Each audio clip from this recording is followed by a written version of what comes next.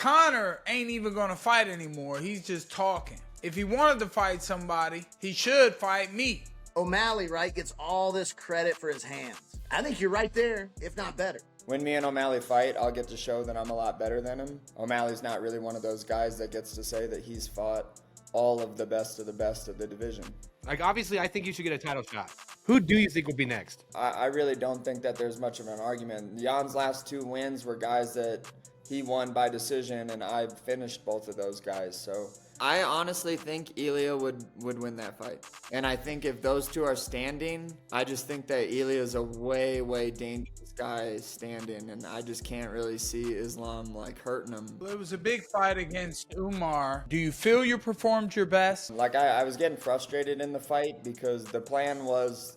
Hey, we're back with OverDogs Podcast. The crew is in the house. We got a great guest today. All right, so have we pulled up the Conor story mentioned yet or no? No, sir. Pull that. Pull that up. I Let's want to start hear with that. I want a reaction to this. He says he loves it. He says new light heavyweight world champion, a nasty vindictive piece of work. We gave you a fake belt, Mike. Not a whisper out of you. You've never been the bare knuckle world champion.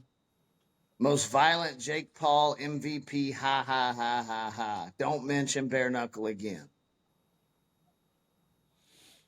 What's up with that? Well, if people would rather see Conor talk about bare knuckle than me fight in the ring in bare knuckle, that's their own prerogative. I've been talking about my highlights all day today. I was watching them last night, and I am a fun freaking beast, to be honest with you. I get down and I bang in the ring. So, look, Conor ain't even going to fight anymore. He's just talking. If he wanted to fight somebody, he should fight me. And they need to go ahead and give me a matchup so that I can go ahead, get in the ring, knock out someone's teeth, make a big spectacle out of all of it, and then we can make any fight they want to make happen for the big bucks, too. I mean, it's simple as that, man. Talking about it, I say what I say. That's what I had to say. And big things coming. I supposedly know some things that I'm not allowed to share. And I'm waiting for them to share it. And I'm just training in the meantime for my opportunity. So there is a fight coming up. I think he does. I think Conor wants to fight Mike. I think there's a little bit of something going on there for sure. I mean, like Mike, I think that night was at some other boxing event, just chilling, like not minding his own business. But Conor wants to hit up his close friend Mike Perry. Yeah, Mike, I'm digging the new setup, Mike. They call me. You said you're digging it. Yeah. Oh, thanks, man. I got a little misplacement here. I need to put something here. Obviously, I could. No, we need. Well, you know what we need? We need that Matt Kress piece. Yeah, I know that. We talked, and Dirty Boxing 2. Yeah. We should be looking at some awesome art from Matt Kress. Can't wait to see that. Make sure y'all check out his art, man. Google it, Matt Kress art. What you sipping on, Mike? You doing champagne now? Champagne, sir. Champagne. You fancy, fancy. This is the Grand Siesta Laurent Perrier. I tell you what, bro. For a guy that had fun a year and a half, you living it up. $2 million lake house, drinking champagne for fun. It ain't been a year and a half, buddy. It ain't been a year and a half, and I fight every week. I fight every week. I'm talking about getting paid to fight. Not for free. Yeah, I hear you. Not for free. I do. I know they paying me now just to watch it, pretty much. I'm living the Conor. I'm living the Conor stuff over here. I'm getting paid just talk about it. You and DJ just get paid to sit on the sidelines. I want to fight though. I know you do. Hey, can we just announce it right now on OverDogs Podcast? You think Feldman would get pissed That's off? why I ain't say shit to you earlier when you wanted the text. You wanted that shit in writing, and I was like, no. "You have my response, sir." I know your response. I know it's going down. Get ready for Mike Perry back in the motherfucking ring. But I won't ruin. I got mad respect for Feldman and BKFC, so I won't ruin that announcement. But boy, is that a banger? Is that a banger? You ever heard this shit pushed in it? I mean, honestly, legendary matchup. My favorite matchup out of any of the ones you've had so far. And you fought what? Luke, MVP, Eddie, Tiago, and this is my favorite matchup out of all of them. And you know what, man? What people say online, that's what they should be saying. They don't give nothing to nobody, which is fine because they don't have anything. I totally get it. They don't have anything, so they're just spewing hate. But that's why they stay put. So if you're out there spewing hate, you're going to stay in that place. And just hatred is just going to surround the cage you're living in. And you need to broaden your horizons and open your eyes and see the magic Mike in your face. Yeah, I'm swinging that thing. We need to pull an Ilia here and change nicknames. Mike the Therapist Platinum. Or Perry. Mike the Therapist Perry. Therapy Perry. Therapy Perry. I like it. Therapy Perry. We're doing a segment on OverDogs Podcast, Therapy Perry. Ask your questions, and I will respond in the box, in the comments. Let's go. I'm going to get on YouTube. Yeah. We need a segment. We need a segment where Mike puts on a doctor's outfit and then just does therapy sessions for people in the comments. I like that. If he can't fix you, he just gives you a little. Oh, that made me think of Merab saying, "Can you read? Merab Dvalishvili." And he was like doing the stick on the marker board. Shout out Merab, man, the champ. I can't believe Belal got taken out already. Is it Craig? Is Craig Jones talking about Sambo because Belal's style had anything to technically do with that because he did a little training with the Russians? Yeah. Because I feel like it doesn't count. Belal wasn't Russian Sambo fighter. Nah, but he was training. He was training with the Dagestanis. He's just But he was American top team for how long? Oh, I don't know. I mean, for a minute though, because Bilal's like, we're all blood brothers now. We won't fight each other and all this. Remember, Craig trained Volk, worked with Volk before the Islam fights, and Volk took, obviously lost to Islam twice. So it's a camaraderie thing. That's why he's talking shit, because Belal is supposed to be, Islam's boy. Volk is Craig's and JDM's boy. And then, like you said, that chokeout video where he choked someone out, and I said that was JDM, and you went, "Oh, dude, he was with them." Yes, that's what's happening. That's right. So Craig didn't really get put to sleep No, recently. he could have tapped. I mean, who doesn't tap to something like that, man? He wouldn't go to sleep. And then we recorded that on the security camera, and someone leaked it. Yeah, dude, it was a clear troll and a play. We used to play a game. We used to drink blasts. Shout out to the Spartan. He's going to be fighting Dirty Boxing June 14th in Miami. We used to drink blasts when I was on house arrest. He would come over and I would drink a blast, and then we would start in triangle choke position and try to get out. And I remember one time waking up and Alex was like this, slapped me on the face. I was like, "Oh, I didn't tap." All I know is if Lattori can tap you, if Lattori can choke you out like that, I know Alex can. Oh, yeah. I forgot about that. Shout out ESPN. Forgot about that. ESPN put that up. That shit was viral. Yeah. My last defeat was Tory. Hey, the last 15. Yeah. Do you know what I thought though? What did you guys think? And I would like to ask Cory this when he hops on here.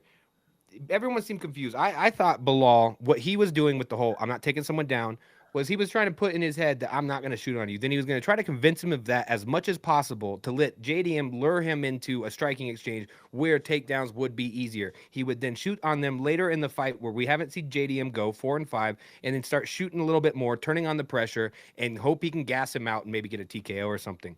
That's what I thought.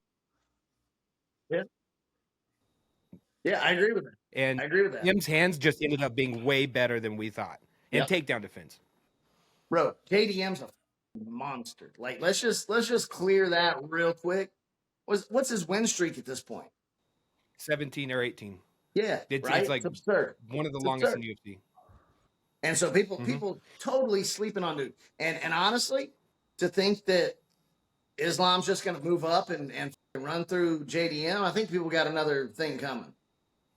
Now, I'm not saying Islam can't win that fight, but dude, I'll just say this. JDM is a way tougher fight for Islam than Belal would have been. Yeah, I agree. Yeah, because Islam's he's at all-time 3 at what Bilal's best at. So Right. you're kind of there. Yeah. But Poor Islam's lip, man. The thing was split open. Yo, that's one thing over the weekend. The fights had some disgusting injuries. Bruno Silva is okay. It wasn't fractured. It looked Good. It looked nasty. Yeah, he's okay. It looked nasty. Yeah, that was scary. I just say this, I was like, man, every time you think UFC's like falling off, right? They come out with a card like this. And I wasn't super excited about this card. At the same time, it delivered, and it's like, all right, is UFC back? Is UFC back now? You know? Yeah. I just saw Brendan Schaub talking about it. It's kind of like when you're playing golf, right? Mike will know this. You're playing golf, but you make a birdie on 18, and you're like, I'm fucking back, baby. Like, I can't wait to get out tomorrow. For 4 hours, you want to get off the course, right? You're mad as hell. But you make a birdie on 17, 18, you're like, yeah, I'm back, baby. Let's play tomorrow at 9 a.m. You're right. That's a good analogy. Didn't you did something crazy in golf just recently? You texted us this weekend. What was it again? You shot under something? Yes, I had to look it up. I took 3 years off of golf. I was an average golfer back then. I came back my second round. I shot 80 with 5 birdies. And then I played my third round. My fourth round, I shot 80 with 1 birdie, which is probably even more impressive. So let's ask our guest if he golfs up there in the mountains. Is he up here? Oh, yeah. Yeah, hell yeah. Bring him in. There he is. What's up? Cory Sandhagen. Hey, sorry I'm a little late. All good, bro. What's up? Yeah, this is unacceptable, pal. Hey, I tried. It wouldn't open on my phone. He's like, I might just click off. What? I miss you there, Bagz. But we were just talking about golf, man. I was wondering if you play golf up there in the mountains. Nah, I don't play golf. Gaethje tries to get me to play golf, and Trevor and all those guys play golf, but no, I don't really. It takes like so much time to get good at golf, right? Mm. It does. No, it doesn't, bro. It takes 2 minutes to pick up a club, and because like, I wanted to ask you because you a very smart fighter, like you fight very wise. So when it comes to hitting the ball with the golf club, making that connection, it's like an intelligent. You got to make that motion correctly. You know what I mean?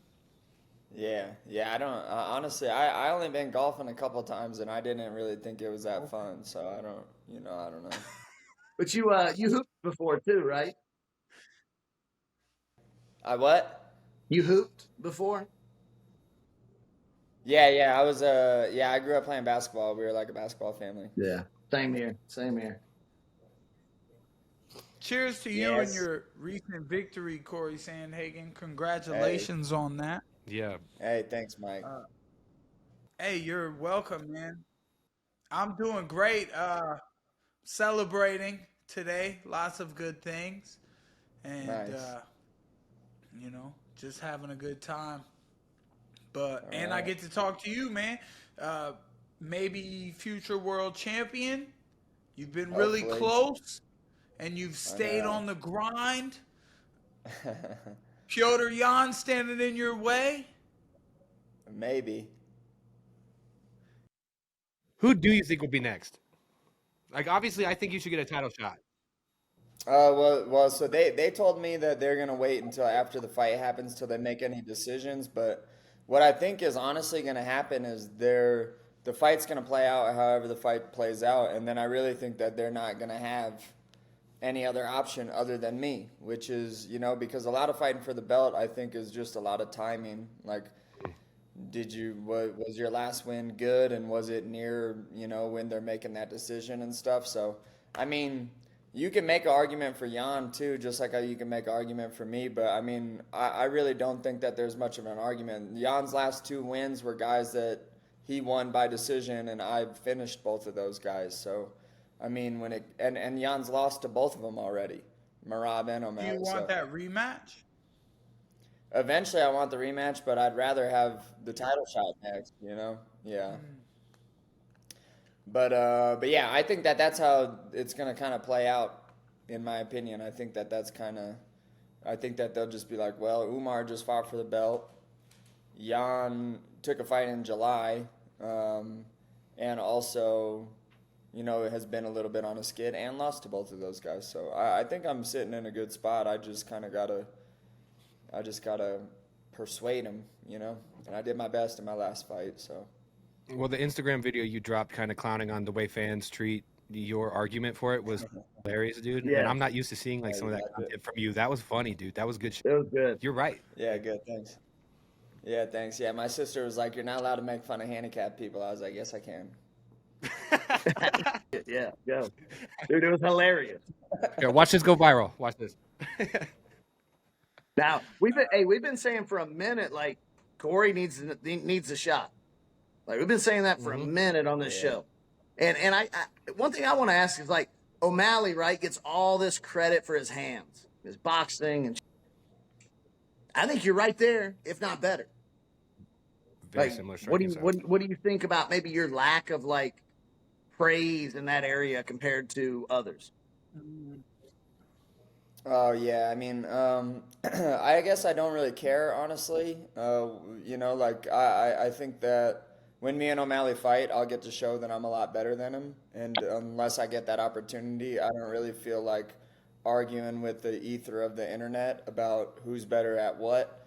So I mean, I think I'll definitely get that opportunity to show that one of these days, but yeah, I mean, when you think about O'Malley, man, like he's had a good run at stuff, but I think if you fight tough guys for long enough, like there's going to be nights where you just don't win. You know what I mean? Because all of these guys are really good, and I fought the best guys for a really long time, and not a lot of other people in the division really get to say that, except for maybe Jan and Merab. And O'Malley's not really one of those guys that gets to say that he's fought all of the best of the division.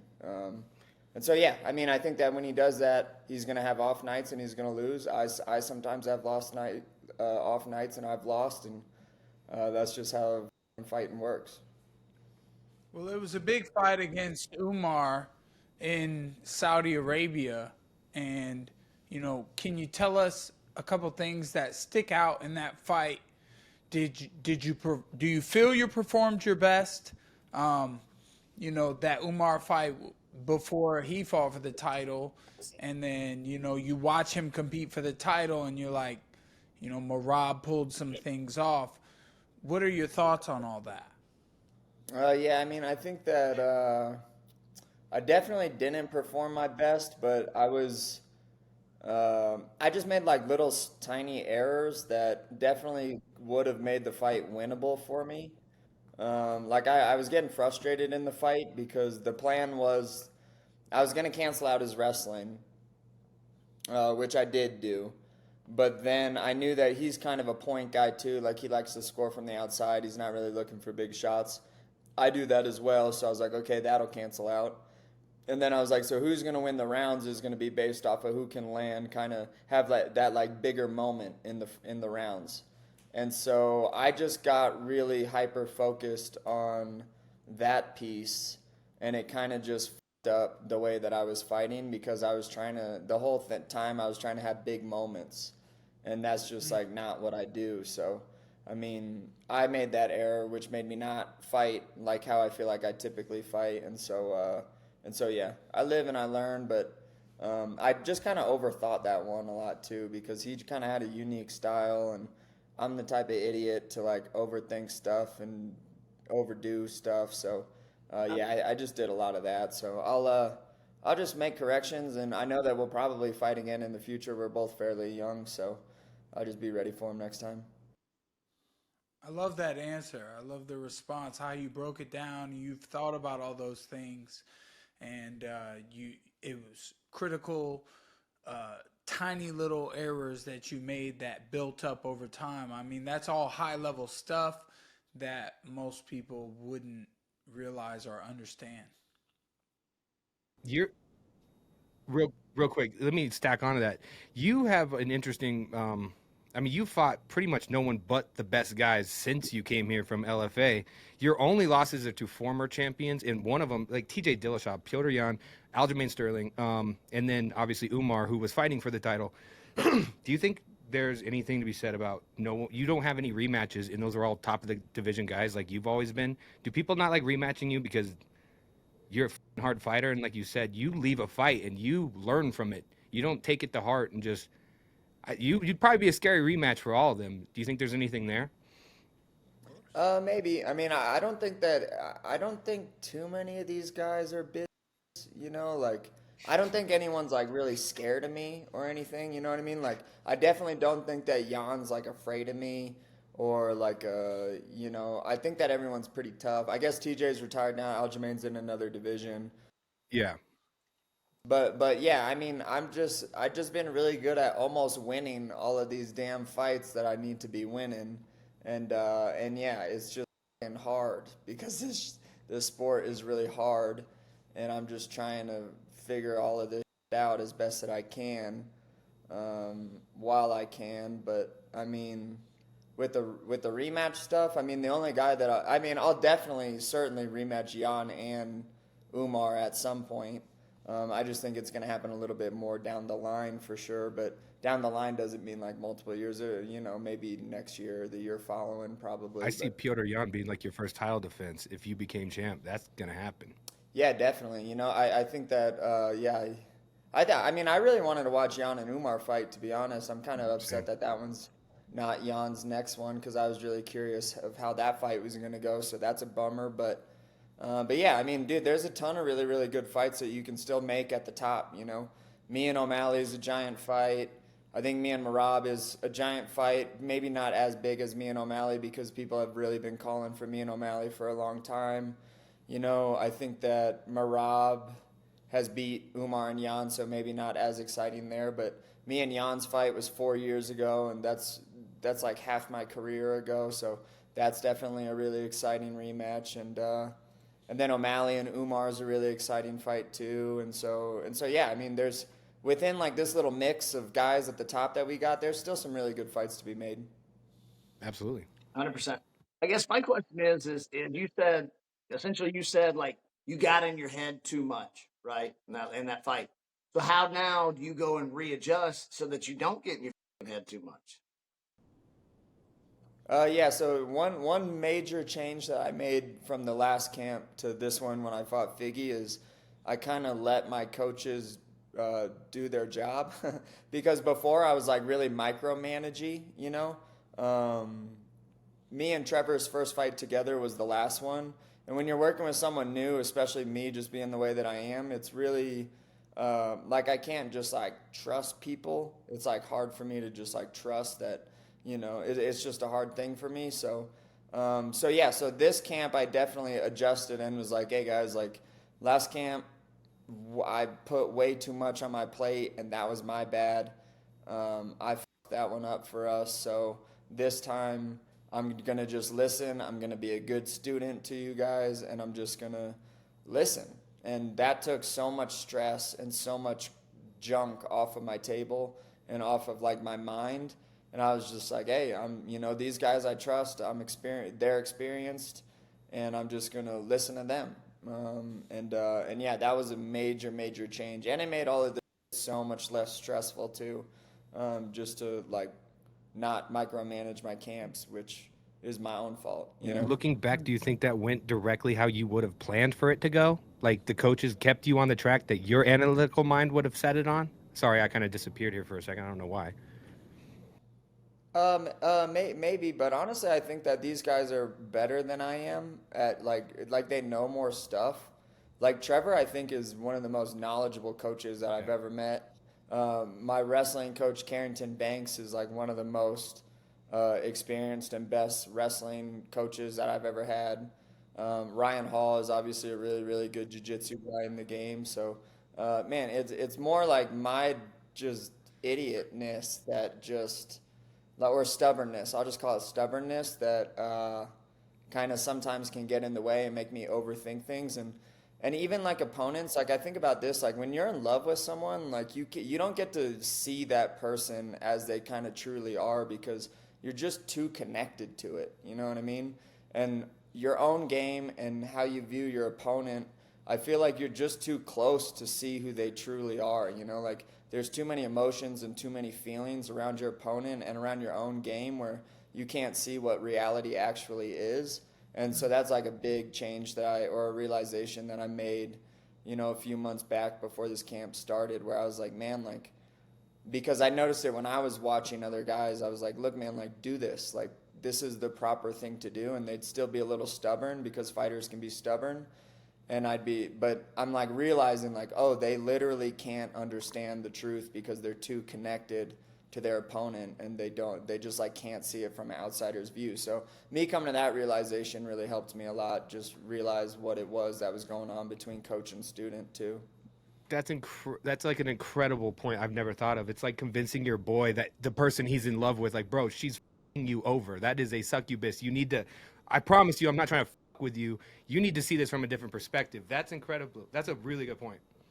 Yeah, so it's the same with opponents, man. Like, you literally don't get to see reality of what they actually are because you're like afraid of them a little bit. You like hyper focus on weird things that they say. And it's like dating a chick, it's like, but that's what you have coaches and your friends for, is to be like, dude, you're being crazy, So yeah, just kind of realizing that because like some of the guys that I was with, like this one guy, Taiwan Claxton, that I train with a lot, he was like super stressed of fighting this guy.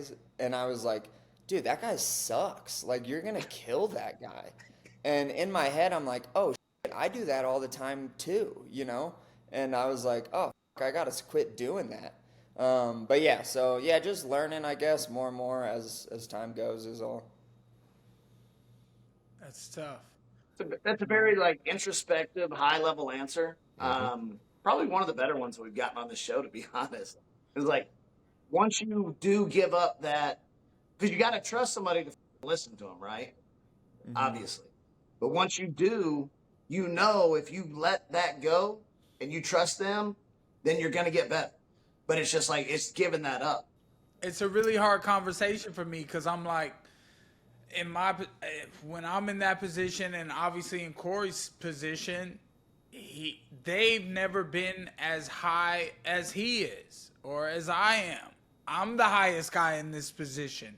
I need to do it my way at times, and I will, like Bruce Lee says, take what you like and discard what you don't.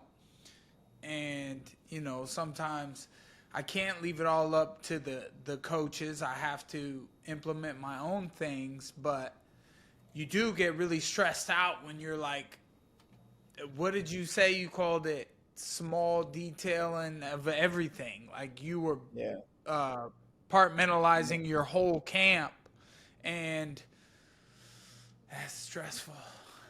Yeah, it's stressful, but to add on to your point too, it's kind of like it's really hard sometimes also to get away from being like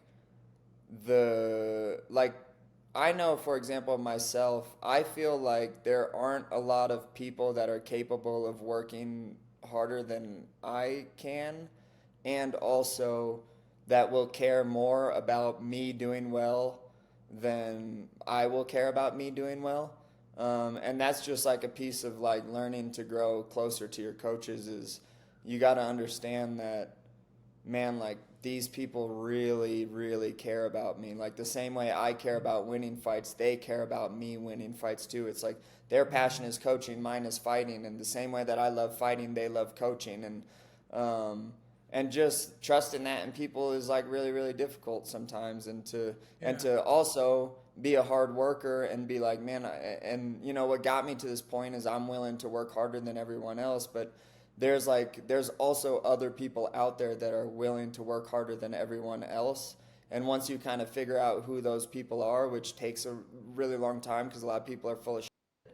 Once you figure out who those people actually are, it gets really easy to trust, but that sometimes takes a lot of time because, I mean, Trevor, Carrington, and Ryan are as dedicated to knowing about martial arts as I am, and they've been doing it longer. So I just kind of had to have a moment where I was like, dude, just shut the up and listen to him, you know? And yeah, you could create all the reasons in your own head about, yeah, but it doesn't feel good, and like that move doesn't feel good in my body, or I'm the experienced one, or I've fought in bigger fights than them, and blah blah blah. But at the end of the day, like they still know what they're talking about, even if they're not as, whatever as I am, or so yeah, it's I guess a bit of the ego jumping in there too, but sometimes the ego's there to protect you, and you just gotta kind of decide when it's there to protect you and when it's not. So in your ideal matchup, with whatever the next step is for you, whether it's a belt or a title contention, whoever that fighter may be, how would you approach setting up your camp, and how would your coaches, do you think, approach setting up that camp, and how would those two maybe go together or collide?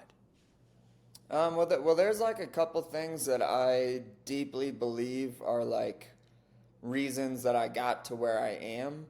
And then outside that, pretty much everything else, I'm like, hey man, like I'll let you guys run the show, which is essentially what I did for the last camp, where I was like, you want me to run, I'll run. If you want, like literally whatever you tell me to do, I'll do, because it's not like I'm talking to some weirdo. Like I'm talking to Trevor Wittman, who has Not like Matt Malley.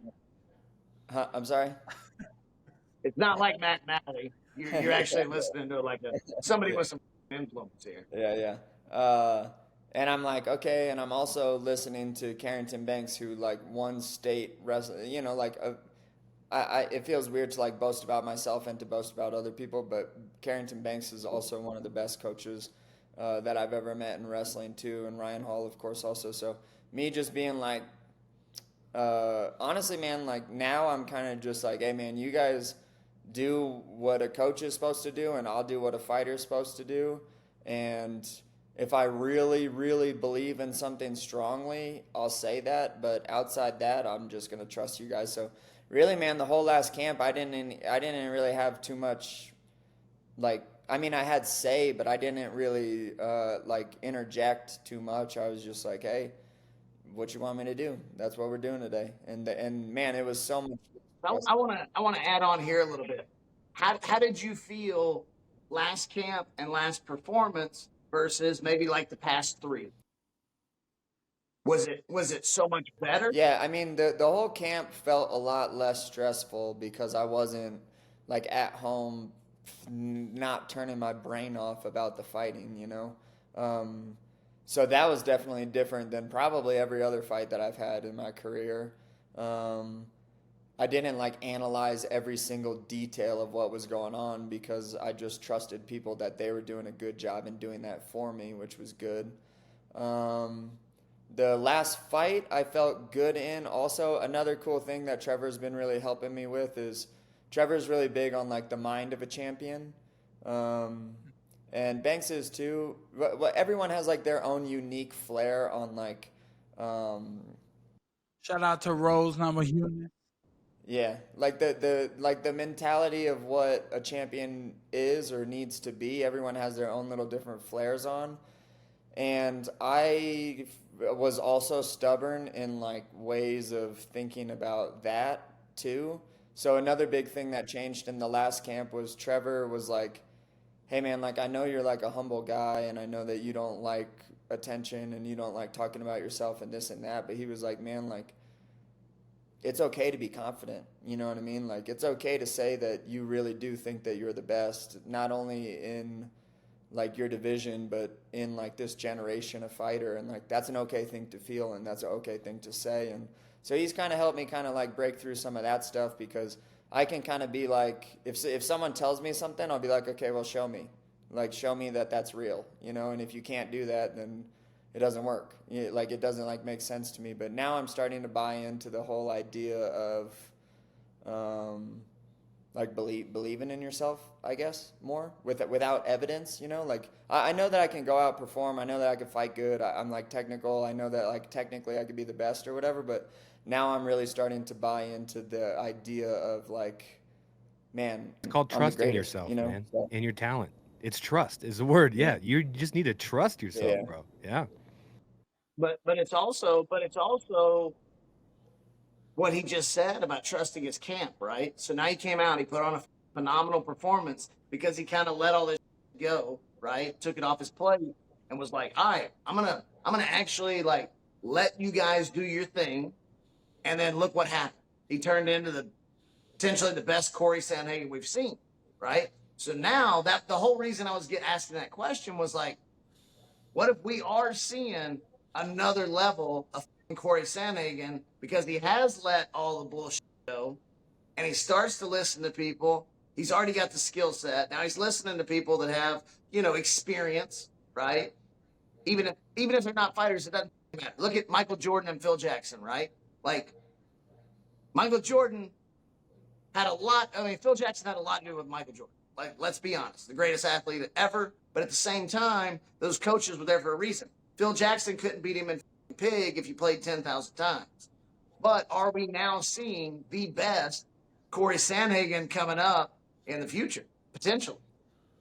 I think so. Yeah, I definitely think so. I think that man, changing like the deep parts of yourself are really really hard, and like changing technique is kind of easy in comparison to changing like deep rooted beliefs in certain things and stuff. So it's just uncomfortable to try to change your like reality outlook on stuff. But I feel like that's what you gotta like. I've always been like, hey man, just someone give me the blueprint to being a champion and I'll follow it. But I also at the same time will be like, but you have to have really good evidence of why this is actually working. And now I'm just like, f the evidence, man. Like I trust you. Like if that's what you're saying, then like I'll do it, and I'll give it a really really good try. And I do feel like I kind of unlocked some parts of myself too that were pretty cool in between camps. That I'm just a more grown person. Because one thing that we probably, or you don't as fighters, me in other areas, but we don't look at the analytical evidence of it, right?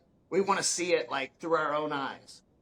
But if the analytical evidence is there, right, we don't necessarily need to see it through our own eyes. If we apply that to it, then it will perform. Yeah. Can I tack on a funny? It's not like I could spin it as a joke, but is it a conspiracy? Does Trevor Wittman like watching his fighters get knocked out? You've seen this footage I'm talking about. What is it about Trevor, bro? What, like, just to describe that to us if you don't mind, because I've never heard why he is the way he is, and no one thinks he's a bad guy. But what is that about? I think Trevor just has like a smile on his face all the time. I don't know. I don't know why it's there all the time, but it is. It's literally there, dude. So when I go into Onyx, which is where he makes his gloves, I'll walk in like at the crack ass at dawn, dude, because I get there around like 7:30, 8 o'clock, and it's like an hour drive. So I'll get there, and I'll look over, and he's like stitching the gloves or whatever like this. And He doesn't know that I'm there. He's just like stitching the gloves with like a smile on. That's just like his face, you know? So Oh, funny. man. It's just his face. That's incredible, man. Shout out Trevor Wittman, man, one of the GOAT coaches in the game. I actually think the only time I ever seen his face anything other than that smile, which you did really well, is when his fighter may have a bad night. Any What are you fighter, talking about? anyone. Yeah, like what I'm saying. Like Mike, that's what I'm talking about. Like when he just smiles through the Anytime Trevor doesn't have that smile on his face is those videos of the coach corner side. Yes. It's looking up at them and he'll be smiling and then they'll get, somebody might get knocked out and he'll be like, damn.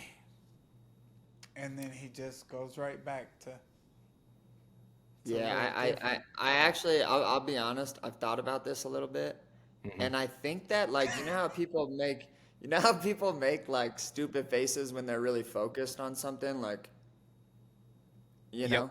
I think his is just like.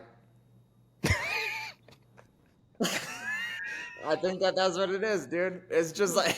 Like it's an awkward reaction. It's an awkward reaction. I always thought he was kind of like smiling, like, I told you not to do that. That's the one I told you. You're still my boy. I told you not to do that. Like something in there. Like, I don't know what it is, but he does. Trevor's interesting. He's definitely interesting. Other than yourself, who's the most skilled person at 135? Skilled. Shoot. I think honestly, man, I think that like the top 5 and the top 6 could, given the night, everyone kind of has their shot, to be honest with you. I think obviously Umar's really good, Jan's really good, O'Malley's really good, Merab's really good, and Song, who's up there now, I think Song's ranked maybe 5 or 6 or something. Song's really good, so kind of below that. I know that they've been trying to like break people into, the club at the top or whatever, but they're just not having much success with it. But I think that those 5 or 6 guys, it kind of, not all of this shit is luck, but sometimes you need a little bit of your night, and I think that against a lot of these guys, you kind of got to have your night against them, Cory, I'll ask you one last one. I think we've had you for about an hour. Top 3 most top fight IQs, because you should be one of them. Who do you study as far as fight IQ? Royce Gracie. Well, I think Ilia's real good. I think Makhachev is really good, and Who'd you grow up watching? so I grew up watching George St. Pierre, Dominic Okay. Cruz, Jose Aldo. Okay. I really like Donald Cerrone. I liked Uriah Faber. So that day that Conor McGregor and Jose met for 13 seconds, because I know I was in the room like this. I was there thinking this isn't going to go as well for Conor as people think. It was so sad. So sad. Jose retired the other day, man. He's still a king, bro. He's still a king, man. Well, can I ask this, Cory, real quick? Since you said Ilia and Islam first, I don't know if that's just recency bias because of all the conversation going on, but let me get your breakdown of that fight. Because ultimately that's what we all want to see. But if that fight happens, who you got? At 155. Ilia and Islam? Yes. I'm gonna actually go against, I think, what most people say, and I honestly think Ilia would win that fight.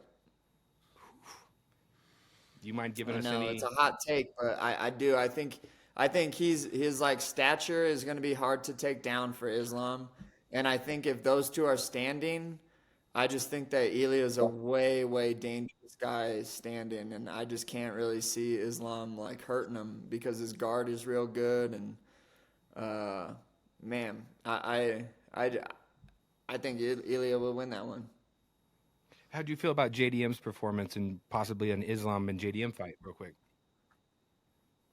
I missed that one actually, but I have watched a bunch of JDM's fights, and I know that he's real good. But yeah, I don't really want to see JDM fight Islam. Honestly, I don't really like when someone wins a belt and then they fight a guy from a lower weight class. I kind of want to watch JDM fight at 170 for a bit before too much of that stuff starts happening.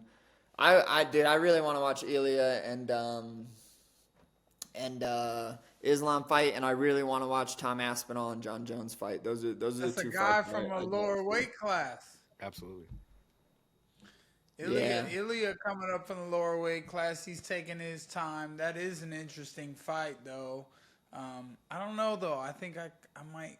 I don't know, though. Ilia's a friend of the show, and I like Ilia, but we got. Hang on, I got a question because Cory, you looking beefy, bro.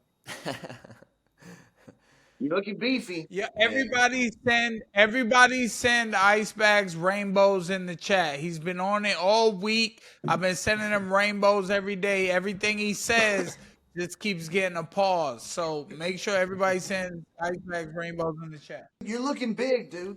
Like, how much are you cutting at this point, and what do you weigh like when you get into the ring? This is me at my biggest right now. Just because I have like a week where I'm just like desserts. Cheesecake? What do you go to? What do you go to? I like really any type of dessert, honestly. It's not even about what it tastes like as much as it's just about me getting a sugar kick in my brain. But yeah, I think in the last fight when I got on there, I was like 160 with all my clothes on, so I was probably 156 going into the fight would be my guess. Hey, have you seen Dirty Boxing Championship yet? No, what's that? What? You haven't seen DBX, bro? It's a new sport. It's a new all action packed boxing with elbows and Superman spinning back fists. Watch it, bro. Please, future champ. All right, here we go. Check it out, man.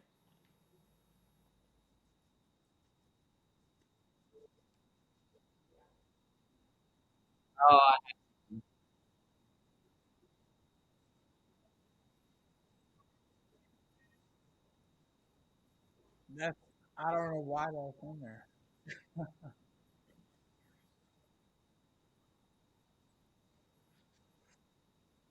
Oh,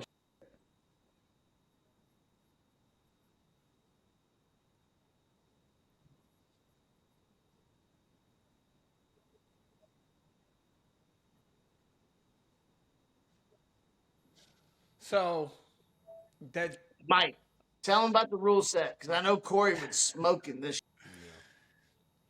So it's no kicking and no takedowns. There is a big double leg in there, but the guy just decided to do that, and it actually made quite a good highlight. To be honest with you, for it. he did get whooped for it, but it's boxing with elbows and Superman punches and spinning back fists, with 4-ounce gloves and ground and pound to an opponent who has been knocked down via strike. nice. I could get with that. I always said that I would never do bare knuckle, but if you could elbow in bare knuckle, I would do bare knuckle if you were allowed to elbow. Yeah. Or you put 4-ounce gloves on, right? Big difference. Yeah. June 14th in Miami in Coconut Grove, we're having DBX2, which really we had a pilot show in November. DBX1, Dirty Boxing 1, was back in. Damn. When was that? Yeah. February? Anyway. March? Anyway, June 14th, Cory, if you want to come down, I'll put you at my family table In Florida? in Miami. Yeah, Miami. All right, yeah, I'll check on those dates. I would love to actually. I could get with a show like that. That looks fun. Yeah, it's fun, man. Mike's an owner. John Jones is an owner. Cool. Yeah, it's dope. Hell yeah, cool. All right. Cory, appreciate your time, brother. For real, man. Been a blast. Interesting dude. Very smart dude. I like that. All right, cool. I'll catch you Can't wait guys to see the later. champ, bro. All right, God bless. See ya. I'm gonna prove real quick. I was gonna bring this up. So everyone on Twitter knows like my brother that I've known for a long time. It looks dead ass like him. Watch this. I'm gonna drop it in the group chat. Let me find the pic. I thought y'all were related. Well, watch my dude. My brother's like a twin of Cory. Let me find him. Let me find it. Bagz, what's up with your internet, man? All that money The and tornado. you had to be on your Android today? You damn right, bro. I I don't know what to say, man. I'm scared of your hat. All right, here you go. I'm dropping this in the chat. Look at this. Is my dead ass brother, bro. That looks like Cory Sandhagen. That's my realtor, bro. That's my brother, bro. That's my realtor.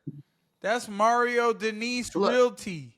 I've spent $20,000 on Clase this year. I ordered about $600 worth of platinum tequila. It ain't showed up. Yeah, what the f***? $600? What the kind of disrespect is that?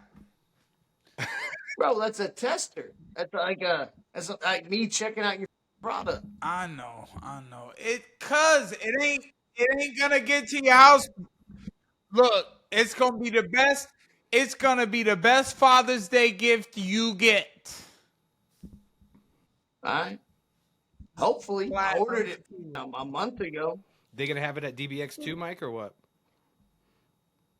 Hopefully, it comes in June. No, it's not going to be at DBX2 because we got a tequila company sponsoring DBX2 apparently. Matt Crest told me that today. Nah. Yeah. No way. No, that's what he said.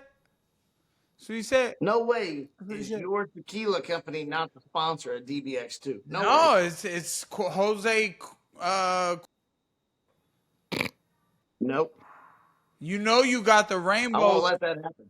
You know you got the rainbow. I'm coming over, man. I'm about to drive over right now. Rainbow ass. Rainbow ass. Hey, how are them Japanese knives, Mike? Yo, actually, yeah. Young LA sent them to me first. What? Yeah. Nah. They did. I'm going to go get one right now. You send them back, right? You send them back. I'm going to go get one right now. Show it to you. All right, go get one. Go get one of their knives. Go get my knife. Sorry, guys. My house is big. I had to run far. So, look. Check it out. That's all right, Mike. All right, let's see. In LA. Nah, no way. Young LA sent the same set of knives I did. No, actually, you didn't send me this big butcher block knife. It says, All right. It says Young LA on the knife. Right? Shout out to Donnie. Damn. This is the one you sent me. It's got the little Japanese symbol right there. It says Kenpai Cheers. Yeah. And then this is another. You might want to Google that. This is another. Who sent you the? Oh, we did. We Googled. You might want to Google that. Who sent you the best knife? Look, I'm just saying. They both have the wild, crazy marks, and I've had these for like 5 months. What I'm saying is, Young LA did not send you a $3,500 set of Japanese knives like I did. It's $2,700. Nah, they sent you a chopper. That's fine. That looks like it's made for like chopping up salads. My shit is like slicing A5 Wagyu. Yeah, I do need to get some Wagyu. So, which of these? I mean, it's pretty close. Nah, it ain't close. It ain't close. Sent you a shitty fucking knife. I sent you a fucking $5,000 set of fucking knives. Oh, now they were $3,000. Now they're $5,000. Yeah, it goes up. The more, listen, the more I drink, the higher the price. I'm gonna fucking uppercut you, bro. You over there in the dark. You ain't even got no power on at your house. Talking about you just co-signing everything this motherfucker saying? I sent you a fucking $5,000 set of fucking knives. Difference. All right, everybody. Thank you so much for tuning in to OverDogs Podcast. Cory Sandhagen, very knowledgeable, competitive athlete in the UFC Bantamweight division. Such small guys at 135. He's actually really tall. Might have some power. And don't forget to like and subscribe to the channel. We got Dirty Boxing 2 coming to you in Miami, live on YouTube or Kick or whatever the fuck it's going to be on. Stay tuned. Dirty Boxing 2, June 14th. We out.